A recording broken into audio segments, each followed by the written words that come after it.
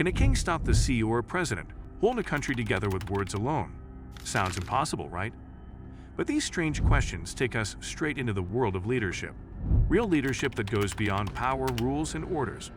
Today we're going into the lives of two leaders who couldn't be more different. King Canute and Abraham Lincoln. One ruled with a crown, the other with a stovepipe hat. Yet both of them showed us what true leadership looks like when things get tough. Their actions didn't just change their times. They still echo in our world today. Stay with us, and if you're enjoying what you're hearing already, hit subscribe and turn on the bell right here on the Edutaining History channel. The world of King Canute, a Viking who wanted peace more than war. Sounds strange, but that's exactly who King Canute was.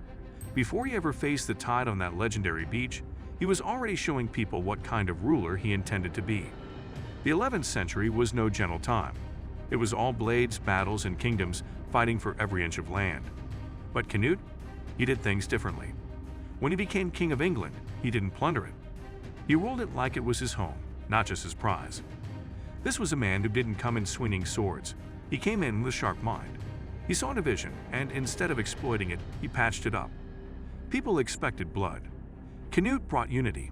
He balanced ruling three major kingdoms, England, Denmark, and Norway. That's not just impressive, that's unheard of at the time. And how did he do it? By learning, listening, and leading without needing to yell the loudest. Now let's talk about that throne in the ocean moment. Canute told his servants to carry him to the edge of the sea. He sat there and told the waves to stop. They didn't, obviously, but the message was clear. Canute wasn't showing off. He was making a point. Even a king can't command the forces of nature. That's real power, knowing what you can't control and still having the strength to say it out loud. He didn't want to be treated like a god. He wanted to be seen as a man doing a hard job.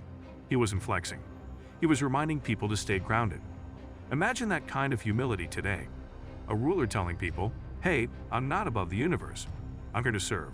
That's not just leadership. That's wisdom. Canute's leadership style. What kind of ruler walks into a new kingdom and chooses not to erase the culture he finds there? A smart one. A bold one. That was Canute. He looked at England and saw a place with customs, traditions, and a faith deeply tied to the people. So he didn't try to wipe it clean. He worked with it, respected it, grew into it. He paid respect to the church, built relationships with bishops, and used those bonds to strengthen the kingdom. He understood that religion wasn't just about belief, it was about connection. If you wanted peace, you had to work with the voices that people trusted. Canute wasn't just ruling from a throne. He was on the ground, building ties that mattered. His ability to adapt was one of his strongest traits. Being king of three different regions meant three different ways of life. But instead of forcing one style on everyone, he adapted. That's not weak leadership. That's brilliant flexibility. Canute didn't pretend to have all the answers. He listened to the people who knew the land better than he did.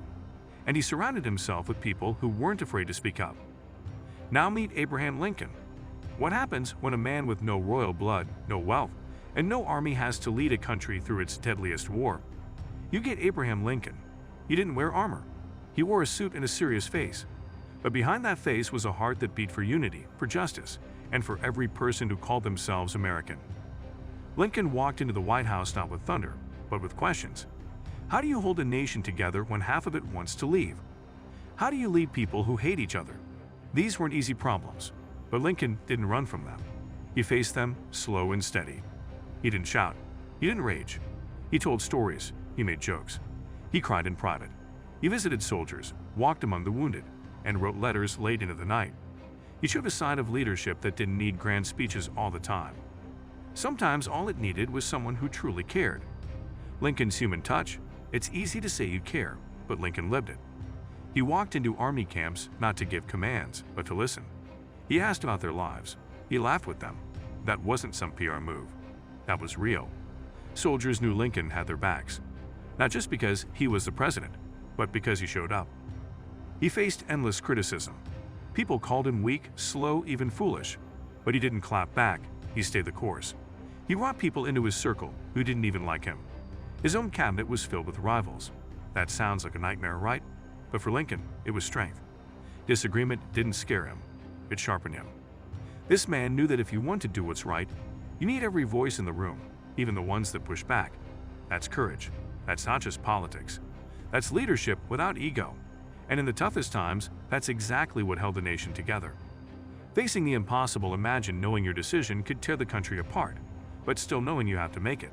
That was Lincoln with slavery. He hated it. But ending it wasn't as simple as giving a speech. If he moved too fast, the Union could collapse. Too slow, and justice would be delayed again. So he waited, but not out of fear, out of strategy. And when the moment came, he acted. The Emancipation Proclamation wasn't just ink on paper. It was a bold move that reshaped America. Lincoln knew the cost. He knew it would stir anger, even among his allies. But he didn't back down. He believed that freedom wasn't something to be bartered with. It had to be demanded, even when the price was high. His leadership wasn't just about winning a war. It was about redefining what the country stood for.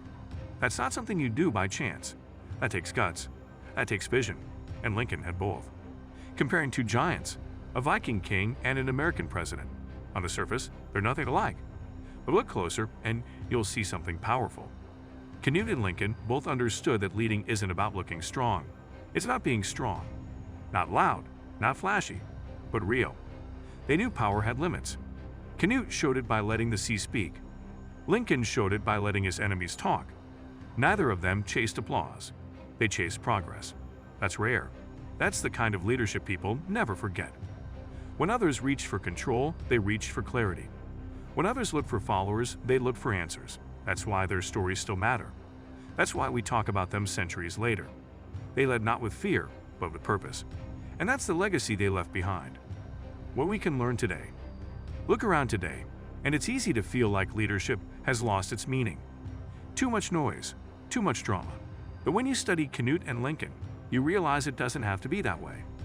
Leadership can still be steady, it can still be kind, it can still mean something. We don't need perfect leaders, we need honest ones. Leaders who know their limits, who ask hard questions. You don't have to wear a crown or win an election to be a leader. You just have to care enough to lead with heart. Why this matters? History isn't just stories from the past. It's the guidebook we forget to read.